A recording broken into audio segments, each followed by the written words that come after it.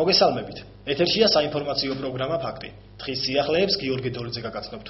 გუშინ საკრებულოს ხთომაზე რიგი საკითხების დამტკიცებასთან ერთად განსაკუთრებული მნიშვნელობა მიენიჭა აპარატის დებულების შემუშავებას, რომელსაც ერთხმად საკრებულოს სამაგიდო წიგნი უწოდეს. ნახეთ ჩვენი სიუჟეტი. დასაწყისისთვის საკრებულოს თავმჯდომარემ განცხადება განახლებულ ბაზრის თემაზე გააკეთა და მასალების გასაცნობა და საკითხის ხელახლა შესასწავლად ათდღიანი ბადა დააწესა. დღის წესრიგით გათვალისწინებული საკითხებიდან რიგით მერვეს ხდომის ყველაზე მნიშვნელოვან ნაწილად ჩათვალეს. დებულება, რომელზედაც საკრებულოს სამუშაო ჯგუფის გარდა აქტიურად მუშაობდა საქართველოს დემოკრატიული განვითარების კავშირი და ახალგაზრდა იურისტთა ასოციაცია, ყველა ის ცვლილება იქნა გათვალისწინებული, რაც ნორმატიული აქტის სრულყოფილებისათვის იყო საჭირო. სწორედ არსებული დებულების შესაბამისად უსვამს ხაზს საკრებულოს თავმჯდომარემ მთელ რიგ საკითხებსა და გადაწყვეტილებებში მოსახლეობის სტიმულირებას და აქტიურ ჩართულობას. პირველი ნორმატიული აქტი, რომელიც ახალმოწვეულ საკრებულომ საჯარო ადმინისტრაციული წარმოებით მოახდინა დადგენილების მიღება. ანუ საჯარო ადმინისტრაციული წარმოება ითვალისწინებს მოსახლეობის ყველა დაინტერესებული მხარის აქტიურ ჩართვას.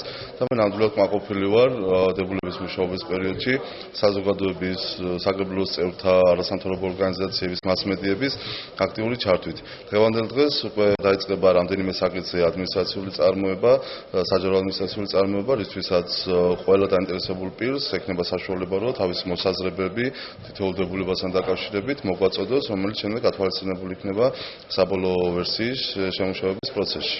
რაც შეეხება საკრებულოს კომისიების პერსონალური შემადგენლობის წარმოდგენა დამტკიცებას, თითქმის ხუთივე კომისიაში ოპოზიციის ერთი ან ორი კადრია წარმოდგენილი.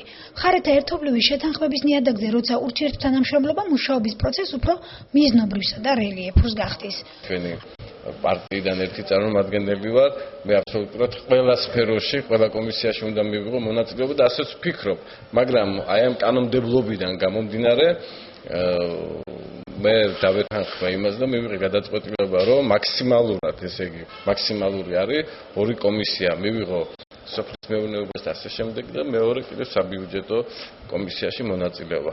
აქტიური მსჯელობა გაიმართა დასუფთავებისთვის მოსაკრებლის განაკვეთის შემოღებაზე, რომლის ამ ეტაპზე წარმოდგენილი ვარიანტი ექსპლუატაციაში შესულ ორგანიზაციებსა და დაწესებულებებს ერთ კუბურ ნარჩენზე 11 ლარისა და 42 თეთრის გადახდას აკისრებს. როგორც განაცხადეთ, ყოველთვიურად ეს 10-ჯერ ნაკლებ თანხას შეადგენს, ვიდრე წინამდებარე ვარიანტი. რაც შეეხება ერთ სულ მოსახლეს, ნაგვის გადასახადი 50 თეთრით განისაზღვრად, გარდა მრავალშვილიანი და შეჭირვებული ოჯახებისა, რომელზედაც შეღავათი განახევრებული ფასებითი არსებებს. სერიოზული პოლემიკა გამოიწვია კურორტ ურეკის ტერიტორიულ სარეკრეაციო კომპლექსის მიწათსარგებლობის გენერალური გეგმისა და განაშენიანების რეგულირების წესის განხილვამ, რაც ტერიტორიის განაშენიანებას, კეთილმოწყობას, სპორტული მოედნებით და დასასვენებელი პარკებით უზრუნველყოფას და ინფრასტრუქტურის გამართვას ითვალისწინებს.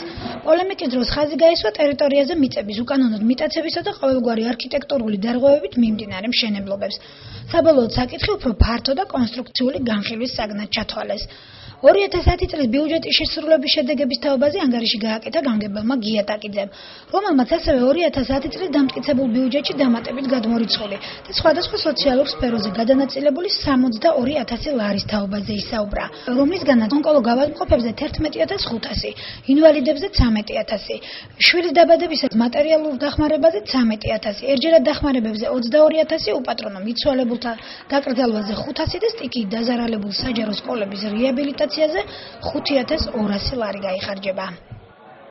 პროექტის ფარგლებში რეგიონალური მედია რეგიონის მოსახლეობისათვის ვამზადებთ რეპორტაჟებს სხვადასხვა სოფლებიდან. ამჟამად გთავაზობთ რეპორტაჟ სოფელ ცხენისხიდიდან, სადაც ჩვენი გადამღები ჯგუფი იმყოფებოდა.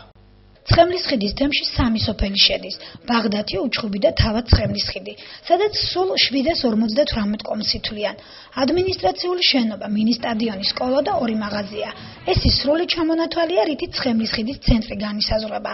სოფელ, სადაც წყალიდაგზა უმთავრეს პრობლემად უდგათ, მიგრაცია ნაცნობ სადგივრად ექცა. ამ ეტაპზე, როგორც ადგილობრივები აცხადებენ, ახალგაზრდების 15% სამუშაო საძებრად სხვადასხვა ქალაქებშია გახიზნული. დაახლოებით 90-მდე ოჯახი სიღარიბის